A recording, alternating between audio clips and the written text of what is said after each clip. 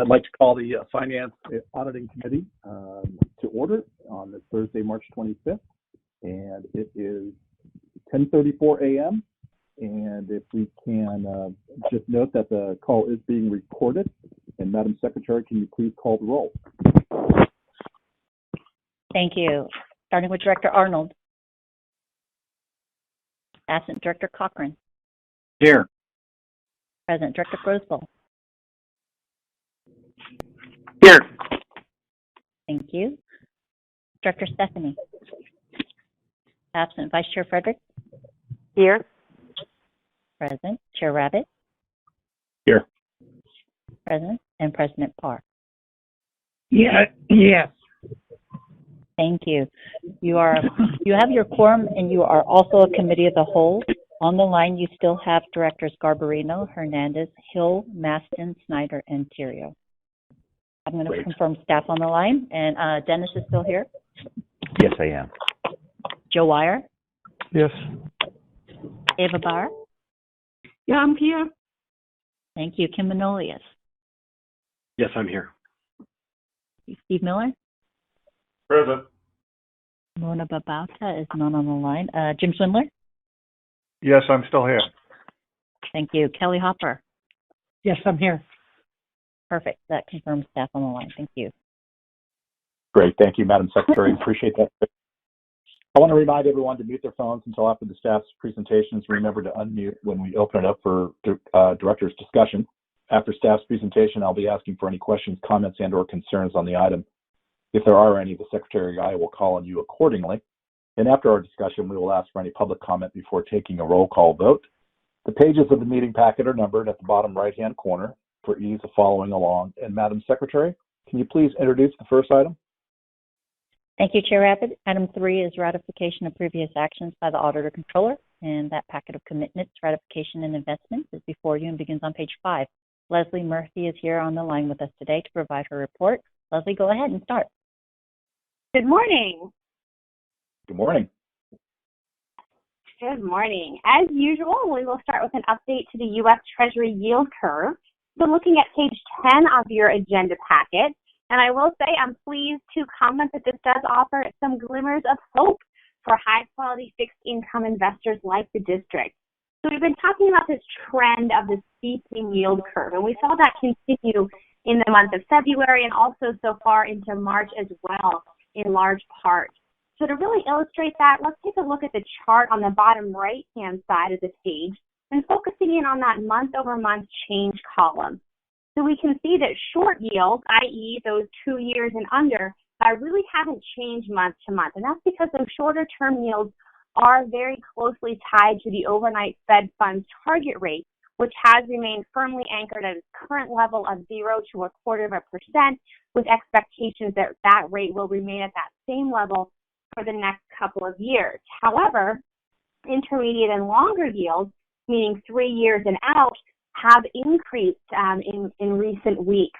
Not shown on this page, the 10-year and the 30-year U.S. Treasury notes have both recently hit post-pandemic highs so far in mid-March. So for fixed income investors like the district, this can create compelling investment opportunities.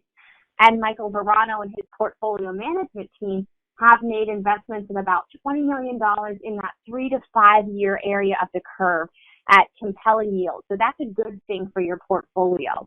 So there really are two forces kind of behind the steepening of the yield curve. First is the overall improvement in both financial markets and in the economy as a whole. As investors become a little bit more optimistic, we see those yields start to creep up. Also, there have been some rumors of inflation concerns, especially with regard to the recently passed $1.9 trillion American Rescue Plan Act.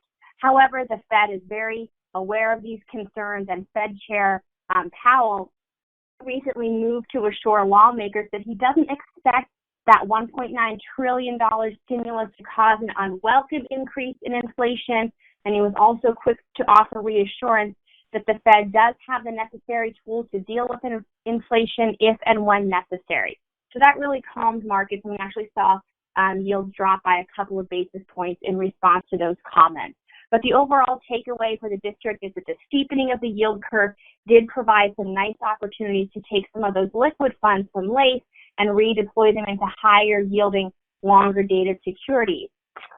Moving on to page 11, let's take a look at the overall employment picture. I had some slides prepared last month, but we were a little short on time, so I did want to kind of touch on the high points here. The good news is that the overall headline unemployment rate came in better than expected for February at 6.2%, but the underlying data does reveal an uneven recovery.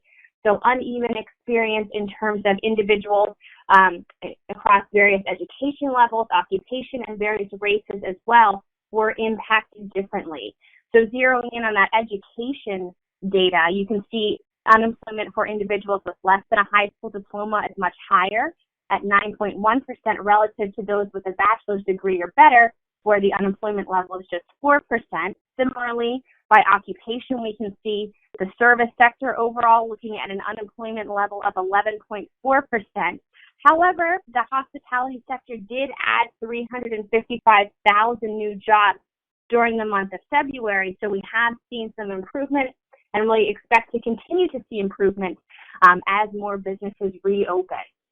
For its part, the Biden administration has next turned its focus to the Build Back Better infrastructure plan, which is expected to add millions of new jobs.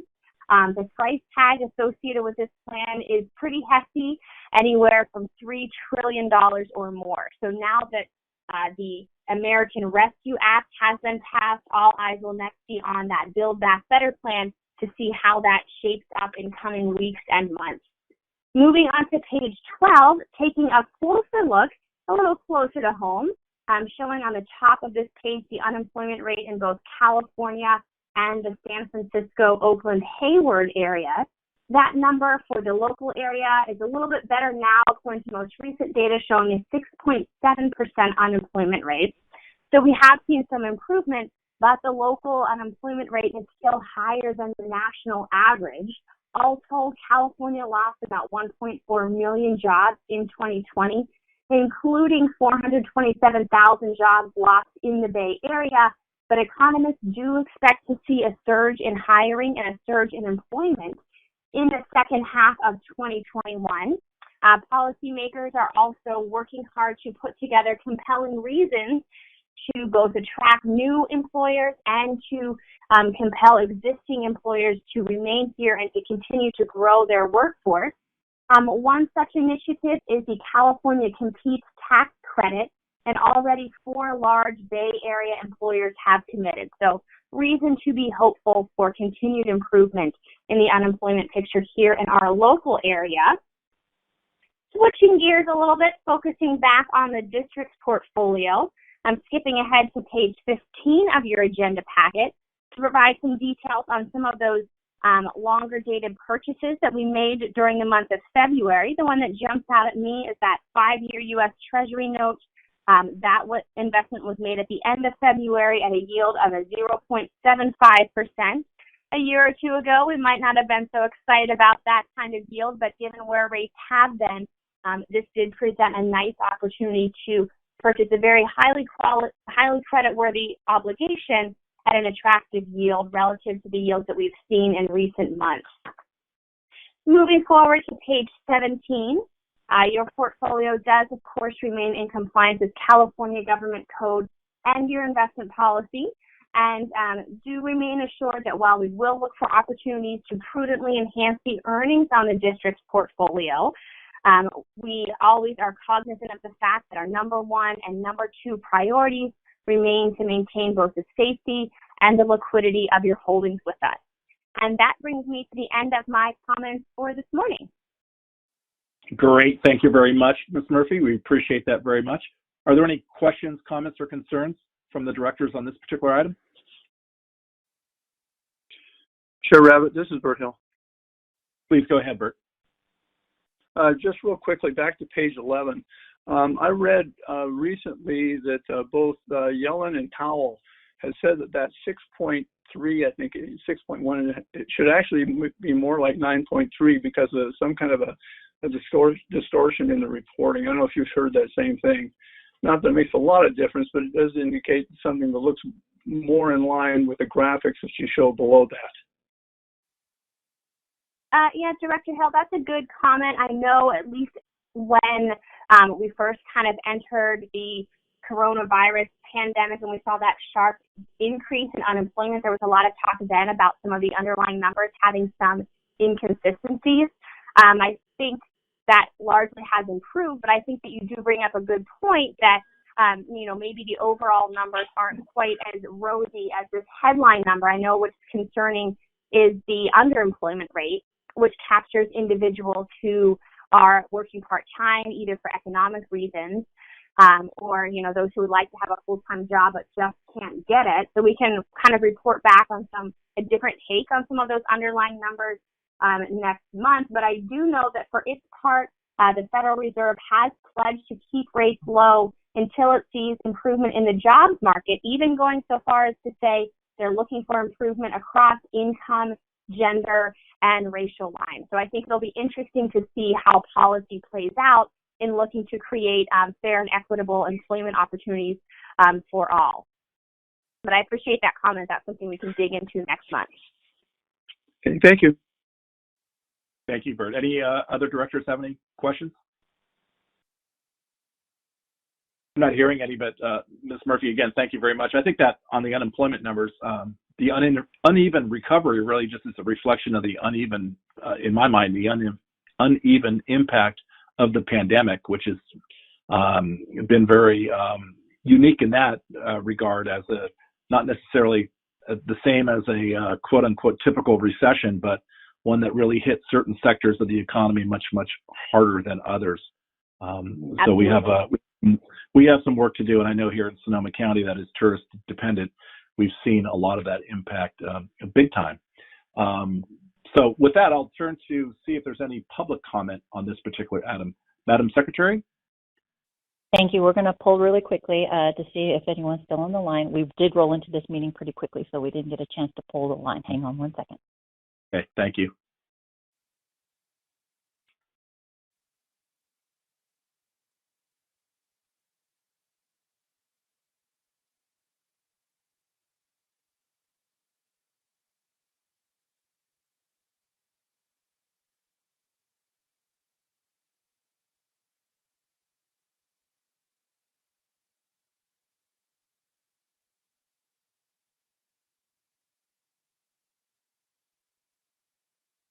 I think we have no speakers on this item. Great, thank you very much. So with that, may I have a motion on this item? I'll move. I'll second. Alice? I'm making sure that our secretary made the first motion, or the motion there. I did. Okay, good. So we have a motion and a second, and Madam Secretary, can you please call the roll? Thank you. We are voting on item number 3, and that's a first from Director Cochran and a second from Director Frederick, starting with Director Arnold. Absent. Director Frederick. Yes. Director Garbarino. Yes. Director Grosball. Yes. Director Hernandez. Aye. Director Hill. Yes. Director Maston. Aye. Director Rabbit. Aye. Director Rodoni. Absent. Director Snyder. Oh, sorry. Aye. Thank you. Director Stephanie. Absent. Second Vice President Cochran.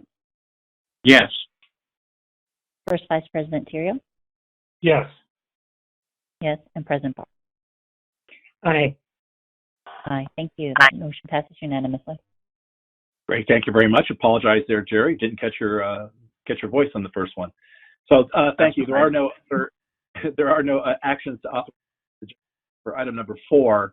So we'll continue on to item number 5A, which is to approve the actions relative to the Low Carbon Transit Operations Program, commonly known as the LCTOP. The staff report begins on page 25, and Joe Wire will present this report. Go ahead, Joe. Thank you very much. Yes, this is a yearly program that the district receives grant funds from the Cap and Trade LC TOP or Low Carbon Transit Operations Program is mentioned. The action here before you is that this program requires the governing board of the organization that receives the funds to provide a resolution and the certifications and assurances that the funds will be used in accordance with the rules of the program, and those are attached to your board item. This year, the district is slated to receive approximately $1.2 million, and it will be allocated into the ferry capital program toward vessel purchase.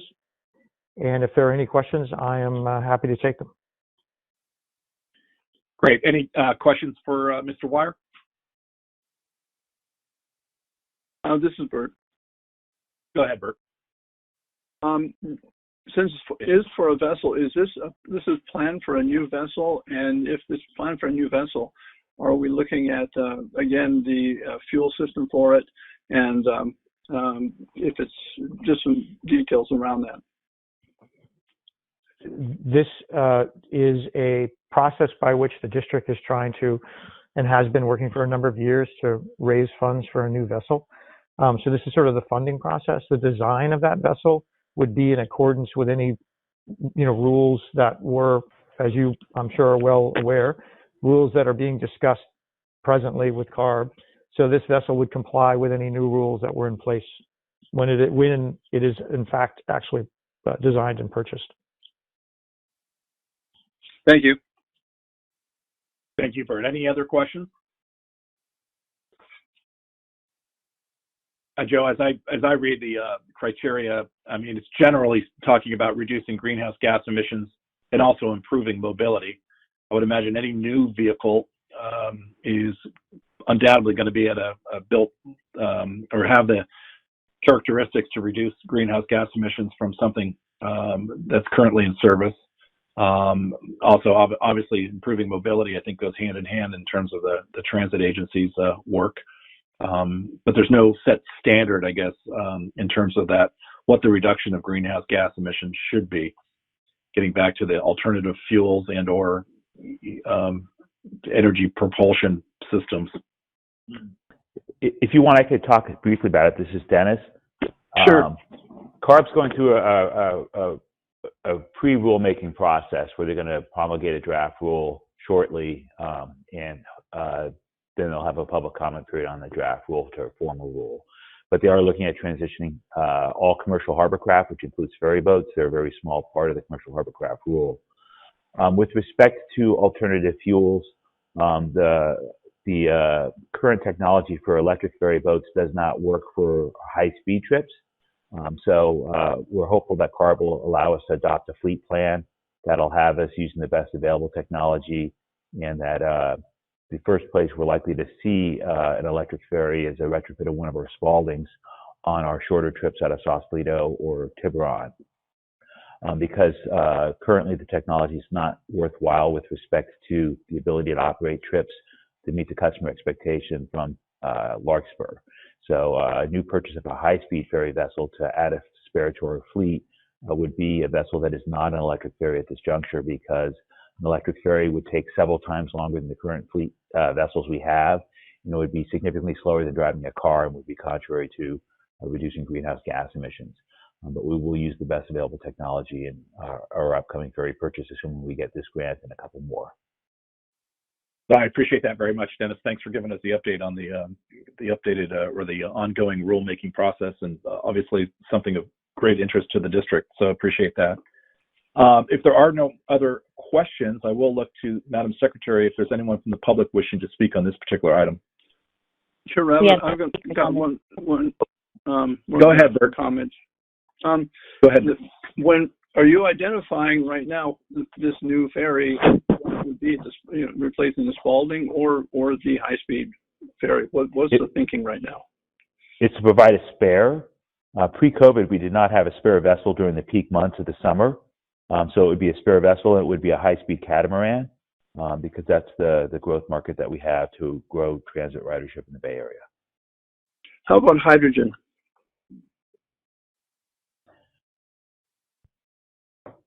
This decision before you today is on the funding, as as Joe and the chair said, when it comes time for us to procure a vessel, we'll look at the available technology to see what's currently out there and to see what's available. So at this juncture, I know Jim's staff is looking into all the available technologies. Mr. David Brewer is actively involved in this, but I don't know where they are vis-a-vis hydrogen.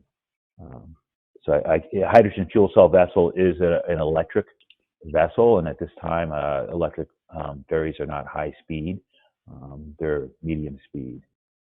But that may change by the time we get all the full funding to acquire a ferry boat. Okay, thank you. Hey, thank you. Bert, someday I'll tell you about our hydrogen solutions for county campus in Santa Rosa. I think we've only changed it 2 or 3 times. But appreciate that. Obviously, this is a small amount of money needed for the ultimate purchase of a new ferry.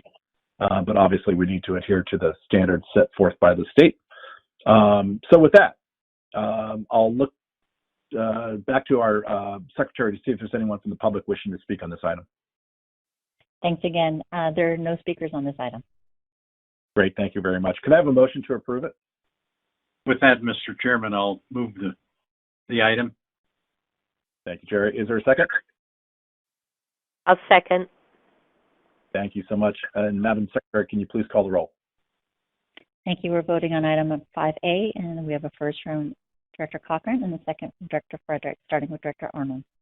Absent, Director Frederick. Yes. Director Garbarino. Yes. Director Groswell. Yes. Director Hernandez. Aye. Director Hill. Yes. Director Maston. Aye. Director Rabbit. Aye. Director Rodoni. Absent. Director Snyder. Aye. Director Stephanie. Absent. Second Vice President Cochran. Yes. First Vice President Theriault. Yes. And President Parr. Aye. Aye. Thank you. That motion passes unanimously. Great, thank you very much. Our next agenda item is item number 6, which is status report on the fiscal year 2020-2021 budget. A brief staff report is found on page 33. And Joe, can you please begin your report? Yes, thank you very much. Happy to. Mentioned this is the monthly status report and on the budget. And just to bring us up to speed, the board took action and unfortunately due to COVID had to pass a budget back in June of last year that had a close to $100 million deficit or almost 40% shortfall in funding. With that was the challenge to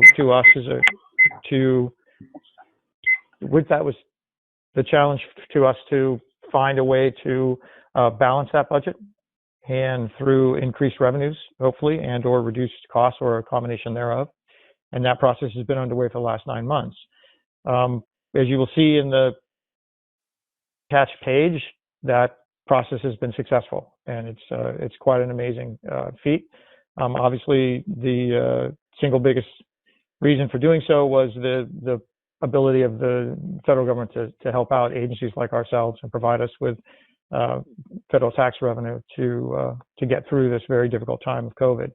So if I could have you turn 2 pages to page 35, that has the chart. The table you've been looking at each month. You'll notice at the very top in the right-hand corner there's the $98 million we originally started with, and most of the entries that you see on here are ones that they all are ones you saw from last month until you get down to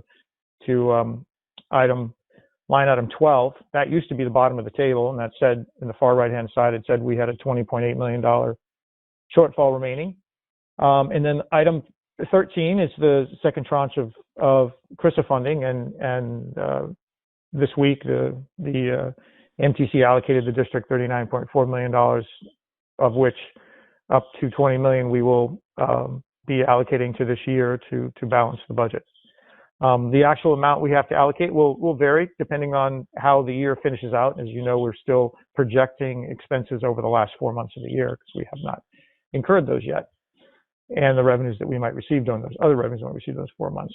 But it's excellent news, obviously.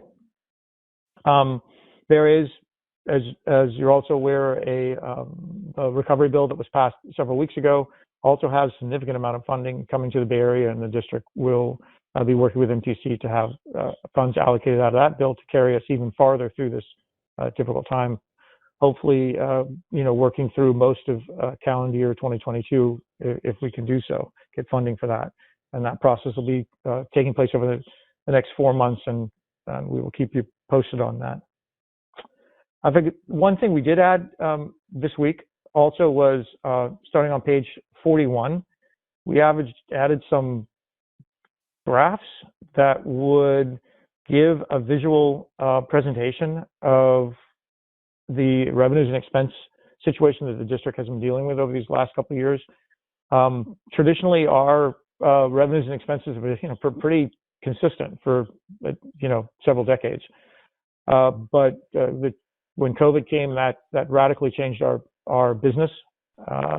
Considering that we're fee-based, we make our revenues based on people using our service, and because of COVID, people stopped using our service, and that we lost significant amounts of revenue. And that fee-based model is somewhat unusual for public entities, of course, and definitely even somewhat unusual for the transit agencies also. They might get a small portion of their fees from service, but others from taxes and other things. But the district relies on an enormous amount of its fees from service. And so if you look at this chart, the one on page 41, the top of the page, it's years. It has 4 different years, starting out and on the left-hand side in fiscal year 17, 18. And that's so you can get kind of a sense of, and the one next to it to the right is 18, 19. Those two are more standard, what the district usually faced each given year. The bar on the left side, the orange and the 2 greens represent. Orange is the tolls for transit, toll money we spend on transit as revenue. The green in the middle is the fare revenue that we spend on transit, and the bottom is other revenues, primarily local tax money that comes to the district through service to the counties. So that's the traditional funding sources, those 3. You can see the bar next to it represents the expenses, and it's again boiled down to our major expense, which is the top part, the light gray, which is employees, salaries, and benefits. And you can see it's the vast majority. And then we have professional services in purple, and the dark gray at the bottom is facilities, materials, fuel, things like that make up the rest of our service need. And then the next year is very similar, the breakout, the way the revenues and the expenses. But then if you keep going to the right, the 1920 year, you can see it's starting to make quite a change. The amount of tolls for transit we have drops quite a bit. That's the bar that has the CARES Act at the very top, but you can see the orange part there is half or less than half of the size of what it was the year before, because we did not have a lot of tolls for transit coming over. We did, of course, get the CARES Act money, and we were able to backfill that in 1920 and use that. The other amount that started to fall was transit fares, because we didn't have many riders the last couple months of the year. Then the farthest to the right is what happened in 2021, and that's the year that we're in now. We're estimating, of course, the last couple of months. And you can see in that one, the tolls, the transit money, which is the second from the bottom revenue slice, it's minuscule now because we have very few riders. The tolls for transit has dropped about the same, because our bridge toll is sort of leveled out at 65 to 68% of normal, depending on the day, on the week. And then all of those boxes at the top of that revenue bar are all the different types of federal monies that we're allocating to cover our expenses this year.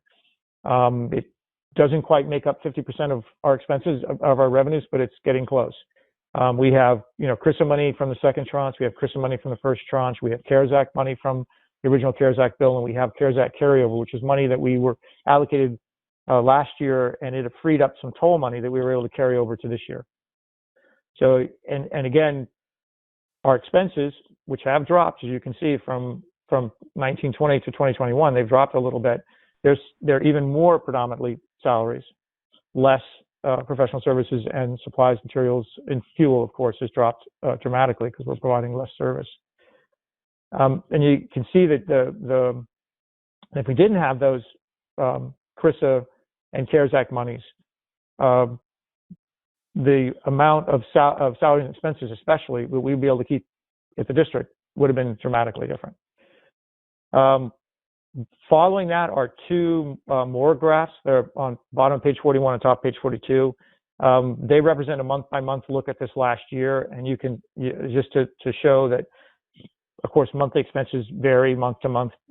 Predominantly, that's based on payroll timing and things like that, and other payment timing. But you can see the importance of the various federal monies, what months they were spent out, how they were spent out, and how they're projected to be spent out on the last chart on page 42. It covers the last 6 months of the year, and of course, those last 4 months, the one we're in now and the next 3, we're just projecting that that's how the CRISA money would be spent out to meet expenses. And if there are any questions, I'm happy to answer them. This is Director Groswell. I had one question. Go ahead, Dick. Joe, I'm not pushing this at all. I'm just more curious. Has there been any internal discussion about what some of the smaller transit agencies have done, as whether or not we might want to consider lowering fares to try and induce more riders? Just wondering if you've had much discussion internally whether or not there might be any benefit to that.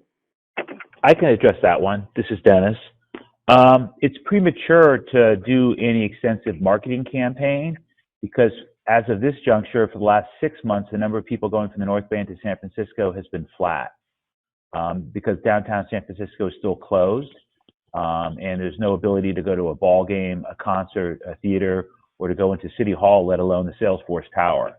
So until things reopen, it seems premature to do any such campaigns. I know a month or two ago, you may have heard ads for the Santa Clara VTA Transit Agency advocating riding transit. And WIDA recently announced that they're cutting fares.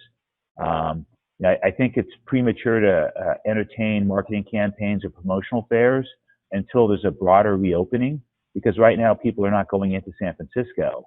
But at the appropriate juncture, we are interested in doing things. You may recall that right before the pandemic, we had started some aggressive promotional campaigns with SMART because SMART had just opened the extension to Larkspur. And right as we're rolling those out, the pandemic hit. And so we are interested in doing some things like that. But at this juncture, the most important thing is that our public health officials ease the restrictions that allow downtown San Francisco to open up. Because absent that, we could say it's a nickel to ride the bus. There won't be more people going into the city because there's nothing to do once you get there at this juncture. Okay, thank you. I mean, I guess at some point, once it does open, which hopefully it will within the next couple of months, I think it'd be worth at least having a follow-up discussion. Just, I know it's not an easy issue. So thank you. Agreed. I appreciate it. Thank you. Any other questions for Joe? Chair Ravis, this is Bertie. Yeah, go ahead, Bert. Just for curiosity, I'm looking at the last chart, which is this year.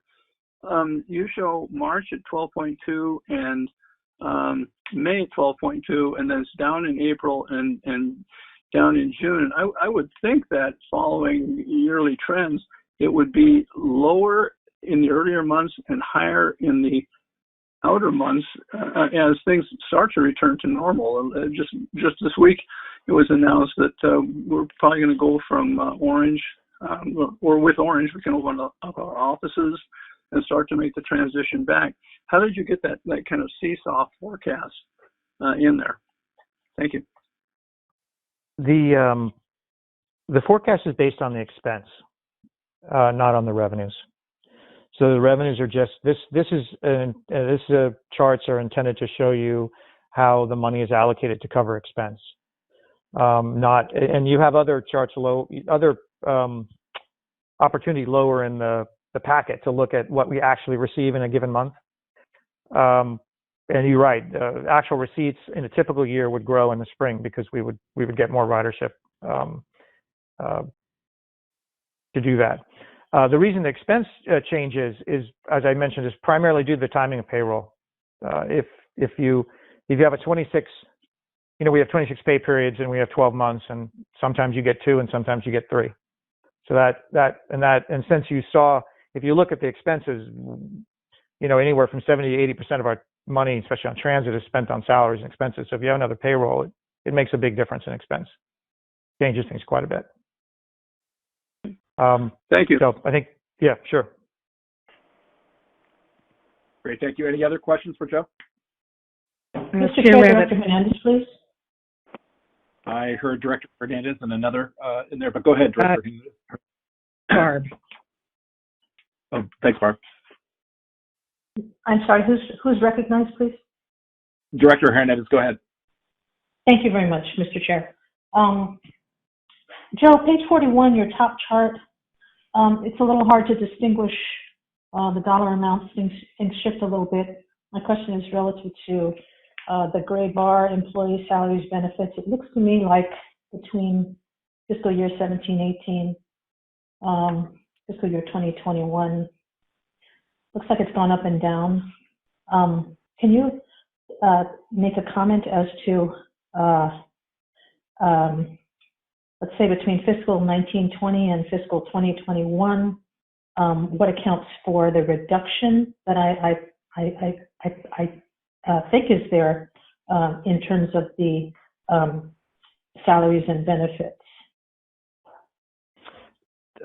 Primarily, the district has been looking through this year to reduce costs as much as possible because of the loss of approximately 40 to 50% of our revenues. And one way that we've been doing that, and that we reported that in the table above, is to leave positions vacant. And so throughout the district, probably in almost every unit, not every unit, but in many units, there are vacant positions. And so the biggest difference in salaries is that, and that equates to several $1 million, and it's one of the line items up on the previous pages. If I could expand a little bit for Director Hernandez, there's currently 91 vacancies in the district. We are filling vacancies based on operational needs. So if a painter or electrician retires, we backfill those vacancies. But where we have less demand for service in bus and ferry and in the administrative ranks, we are generally not filling vacancies. So that's a big chunk of it, as Joe said. There's 2 other pieces of it. One is that on the ferry side, during the summer months when things get busy, we get staff out of the hiring hall to run extra boats in Sausalito in the afternoons and to run baseball service. And since there was no baseball season last year, we did not have a need to get staff out of the hiring halls. Also, because there's been a great reduction in travel in the corridor, we've cut a lot of our commute bus service. And so the driver days are shorter. So the average number of days, you may have heard historically drivers complain about the long, hard days they have. There's fewer drivers that have long days. And so the take-home pay for the average bus driver did also go down based on the fact that we no longer have people riding commute buses into San Francisco. So there's, 3 big chunks, and the biggest chunk was obviously the 91 vacant position. Thank you very much. Thank you, both of you. Thank you, Mr. Chair. Thank you. I heard President Parr as well. Yes. I just want to say, first of all, thank you to Joe for putting this in a graph. We've been talking at length about a visual way to display the numbers that we see all the time. And I think the graphs have been wonderful. I really appreciate that. I think what it does is it's a clear representation of how close to the edge we've been because of the fare reductions. And you can hear the numbers, but to see it visually sort of hits you in the face and says, as Director Hernandez says, we need to sort of pay attention to the little pieces. So I just wanted to tell you thank you for converting those to something to add to the numbers. And I would like to echo that and just say thank you, Joe, because I think it is really important to understand, where we are, and quite honestly, to understand the burn rate of the one-time monies that we received, and when are we going to be looking at how are things going to fare between now and then. I think for all of us, is what is normal, and when will normal return? And normal may look something much different than just a color and a tier, but quite honestly, normal may be very far away. I had a call with the BART general manager, and they talked 5 to 10 years in terms of getting back to what their transit numbers were. So that left me thinking, wow, we really need to kind of make sure we track this, because I think society's been through some trauma here, but there is definitely a workforce shift, and that shift is also out there in terms of how people go about living and what they do with their spare time. So all these things do affect us, and I appreciate having another way to kind of look at that, track it, make sure that we stay on top of it and are aware of it and what we need to do, so it doesn't sneak up on us, and a decision becomes, seemingly at the last minute. So I personally very much appreciate the way that you had put that together, and look forward to having that before us on a regular basis. Anyone else have anything? Joe, did you have a comment there, Joe? I just thank you both, and yes, we will. We're in the process, as you know, this time of year of putting together a budget for next year that we would be bringing to the board in May, at your May board meeting. We're building up the sort of baseline projection for next year already. And so we will provide charts just like these and include them in this report in the last couple of months of this year, so you can get a sense of how the latest CRISA 2 money, how far it gets us into next year, and of course then if we get what resources we get out of the recovery bill, we will also put those into the future charts, and so you'll be able to see how far they go. So I think we should be able to track this going out at least through the next fiscal year too. Yeah, I appreciate that. And just that, at MTC yesterday, we did approve that final allocation of the CRISA Phase 2 dollars. I know the bridge got $39,429,475.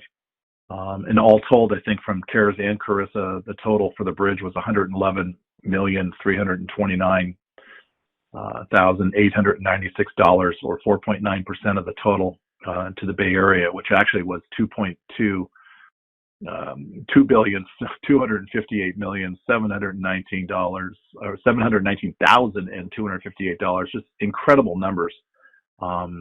And I, on a personal note, just want to thank our general manager for advocating for the district in the most appropriate way for some of us who wear different hats and going through different options. I think MTC staff does an excellent job of finding a common ground amongst all of our carriers and operators, all 26 of them, and be they large or be they small. So very appreciative that we found that place that was safe for all to land, to make sure that we address these issues. And as we've talked about before, I think, and what's shown in our charts especially, is that the impact of public transit has been different depending on your funding source. And certainly the bridge is very unique in terms of having that, having tolls within the mix, subsidizing the transit. So personal note, just thank you, Dennis, for that.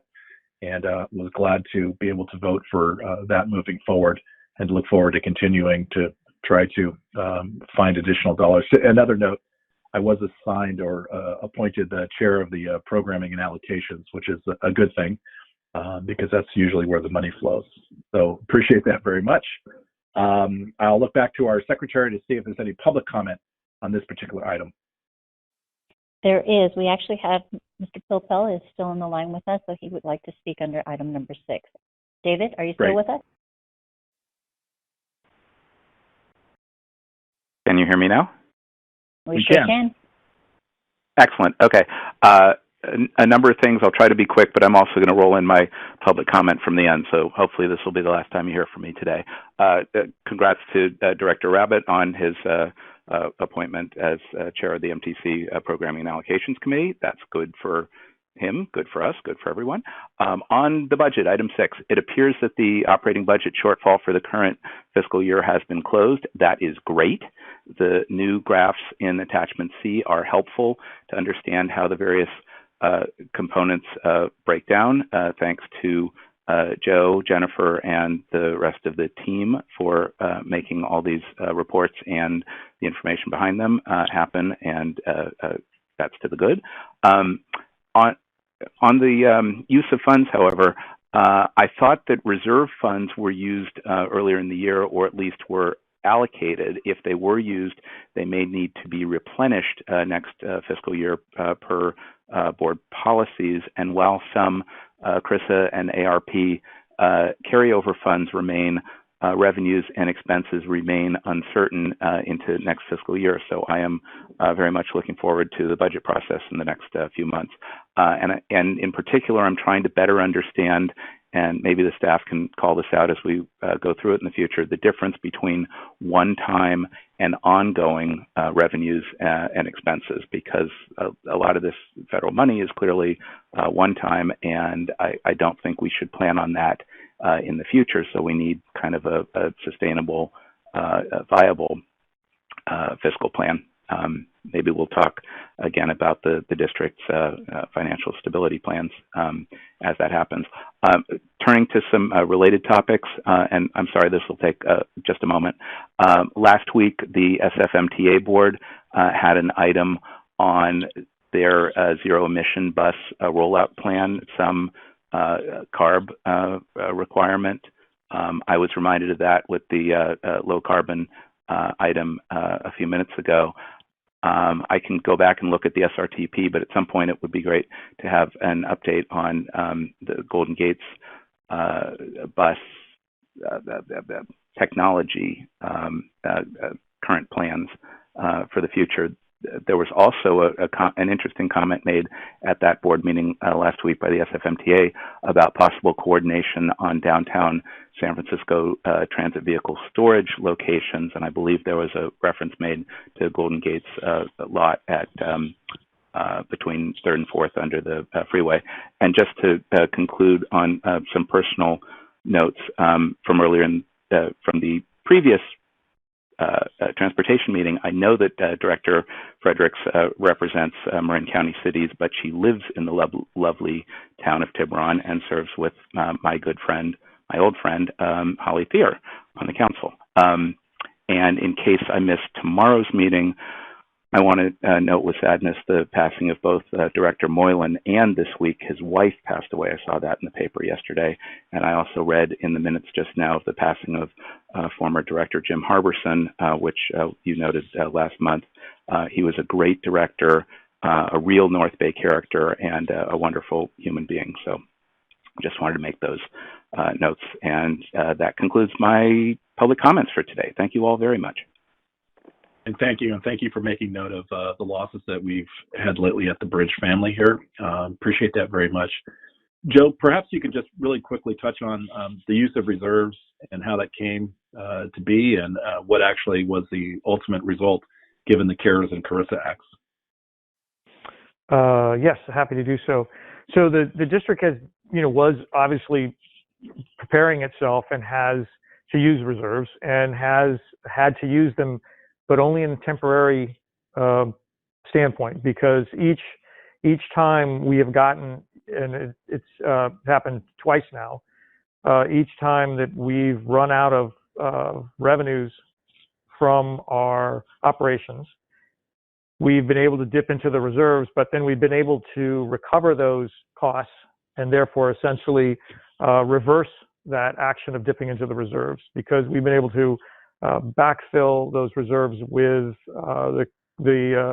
by allocating the expenses directly to first CARES and now CRISA funding, because each time the federal government allowed us to reach back and recover those expenses that we had incurred previously. So we've been able to do that. So essentially, the final outcome so far is, and it looks like that'll last through this year, of course, with the latest tranche that that Director Abbott just mentioned, that we will not have had to spend the district's own reserves on its operating expenses, that those will all have been covered by either CARES or CRIS Act funds. Great, I appreciate that, and I think exactly how we should be using our reserves in that, and the fact that we could use them on a short-term basis is excellent. So thank you for that. I appreciate it. If there's no other comments on this particular item, there's no action required for this item, so we'll be moving on to item number 7. We have the monthly review of the Golden Gate Bridge, traffic tolls, and bus and ferry transit patronage fares. The staff report is on page 43, and Mr. Wire will present this item as well as 8A, which is the monthly statement of revenue and expenses. That's on page 1. And 8B, monthly statement of capital programs and expenditures, is on page 61. So, Joe, if you can go ahead and begin those presentations. Thank you very much. Yeah, I'll just make a short mention of these reports, just to point out a few highlights. If I could have you turn to page 45, that's the one with the large table of data, which covers our patronage for Bridge, Bus, and Ferry, and also the revenues that they receive directly through tolls and fares. And this time I'll just point out on the second to the right-hand column of numbers is the actual data from 1920, comparing it to 2021. And I think the importance here is that this is the last month, February of this year, is the last month where we're comparing ourselves to pre-COVID. In other words, back to when quote-unquote things were normal. I'll put those in the famous air quotes, normal. So you're seeing these large significant drops that we've had. And this is the last time you'll see those, because in the future, this report will, of course, pick up March of 2020, and March had a very significant impact to COVID. So things are going to change, and the old normal will slip away a little bit. Of course, we won't let it slip very far away. We'll keep reminding ourselves of that because we believe we'll be going back to it. But for this particular report, you won't see it. So I think this is the last time you really get a sense of what's happened to us over the last year. And I think that second to right-hand column is the one that points it out. So for Bridge, which is the top box on the right, about 33% of the revenue is what we're averaging throughout this period. Not entirely, maybe slightly more, because the last months of the fiscal year of 1920 was a little worse. But that means we're getting about 67% of the total revenue that we thought, so 2/3. You just kind of think about it. Hasn't changed much, as Dennis said. It's been pretty steady. It goes up and down a little bit, but that's sort of where we are. So we're about 2/3 of where we used to be. Then, and of course, next month you're not going to see that difference anymore for the month. You'll see it for the year on the average, but not for the month. And then if you go down to the next box in the middle, that's bus. So for bus, we're receiving about 16% of the revenue we used to get. We've lost about 84% of the revenue. We haven't lost 84% of the passengers. That's a little bit higher because we've lost some of our higher paying passengers. But when you think of just revenue, which of course these reports are concentrating on, we're down about 84%. So we have about 16% of the normal revenue for bus from fares. And then for ferry, we have about 3% of the normal revenue, as we've lost 97% of it. And so that's kind of to think of where we sit today. And of course, then now all of us in our crystal balls will be looking to where that grows going forward. How do we get that 3%, 16%, and 68% numbers to go up? So that's all I have comments for 45. If there are any questions, if not, I would move on. So, anyone have any questions for Joe there? This is Bert. I have a question. Go ahead, Bert. In your references to for the year, I assume that you're talking about the fiscal year only, not the entire year, and that would apply to CARES Act and incoming revenues. How long do you think we have in the calendar year in terms of our help from the federal government? Of course, we have not. The district board has not set a budget for the rest of this calendar year yet, and that will happen in May-June time period. But just looking at, if you were to extrapolate from where we are today And assuming that we don't change our expenses that much going forward, which is a pretty fair assumption, they may go up a little bit. We're projecting that $39 million that Director Robert mentioned would get us close to the end of the calendar year, into December, at our current rate of spending.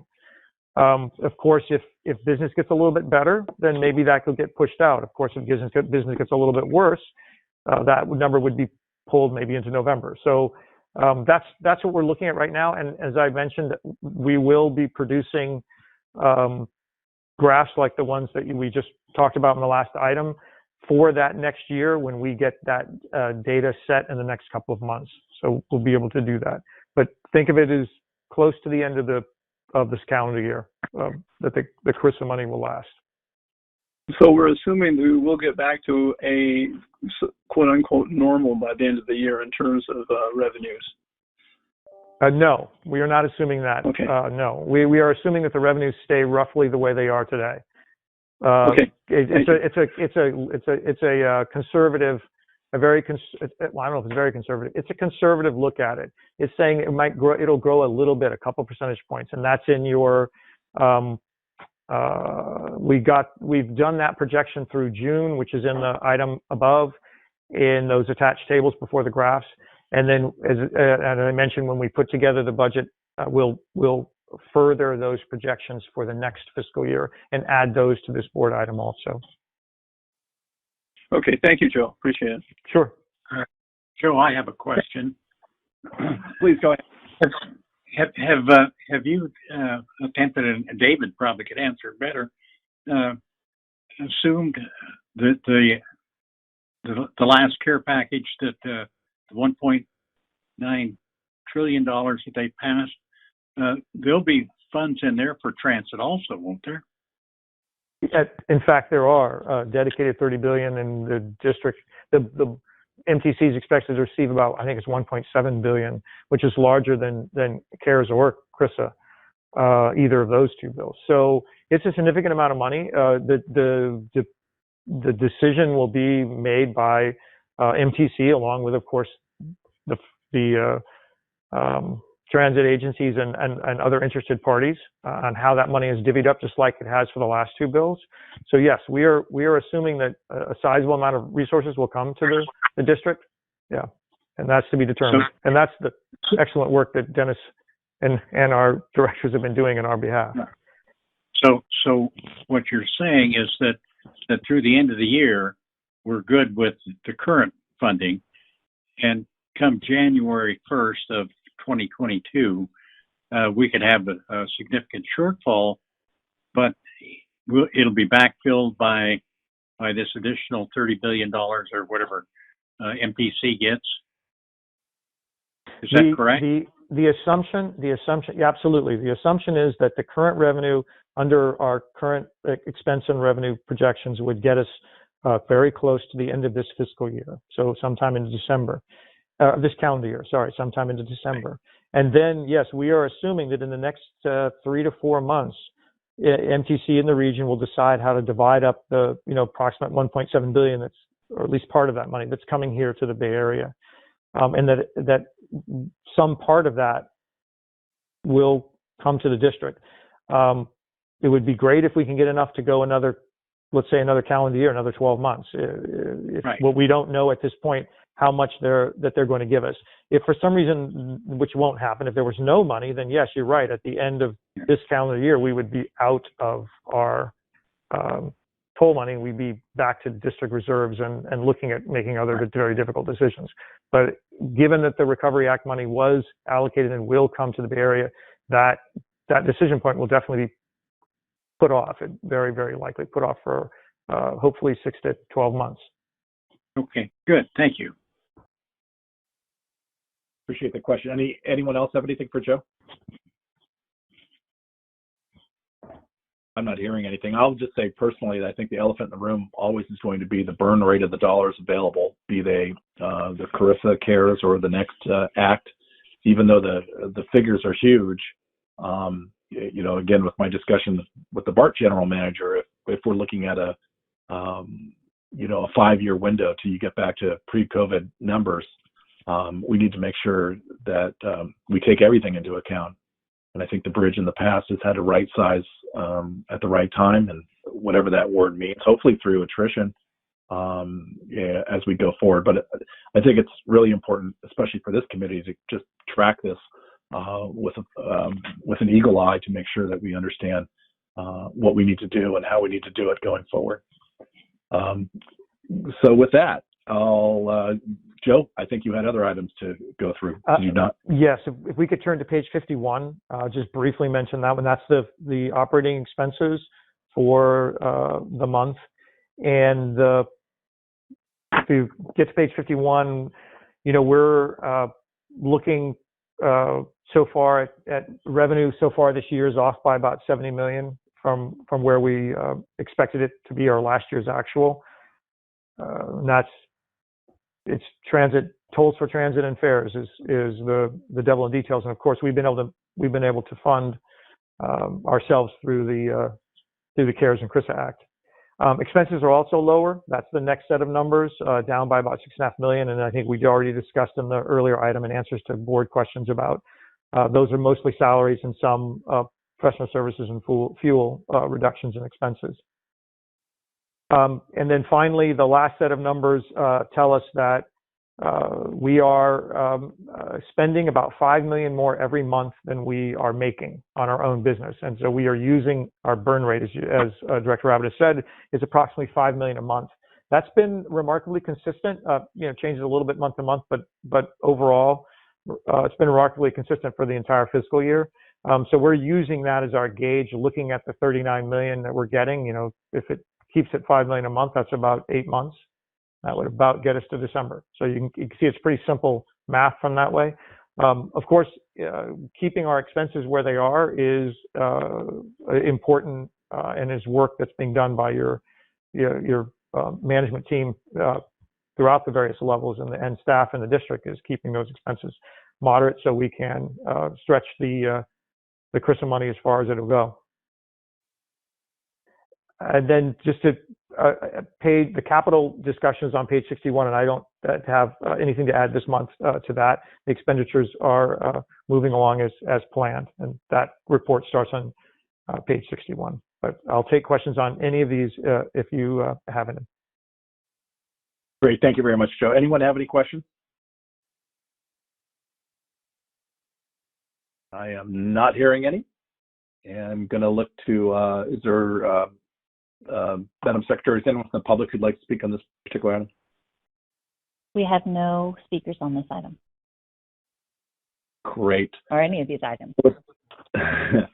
All right. So with that, at this time, we'll move on to item number 9 on the agenda, which is closed session. Before we do that, I just again want to thank everyone for their continued patience during our meetings. We'll be placing the public on hold for the duration of this closed session item, and we'll reconnect the call after the closed session is over. And our attorney, Mr. Kim Manolius, can you take us into closed session, please? Of course, Chair Ed, thanks very much. At this time, the Finance-Auditing Committee will go into conference with legal counsel for existing litigation under Government Code Section 54956.9A for 2 matters, the Robertson matter and the Oliver matter that are listed on the agenda. In addition, we'll have a conference with legal counsel about anticipated litigation pursuant to Government Code 54956.9D2 for 1 potential case. Great. Madam Secretary? Thank you. Give us 1 second. We're going to put the public on hold. Hang on 1 second.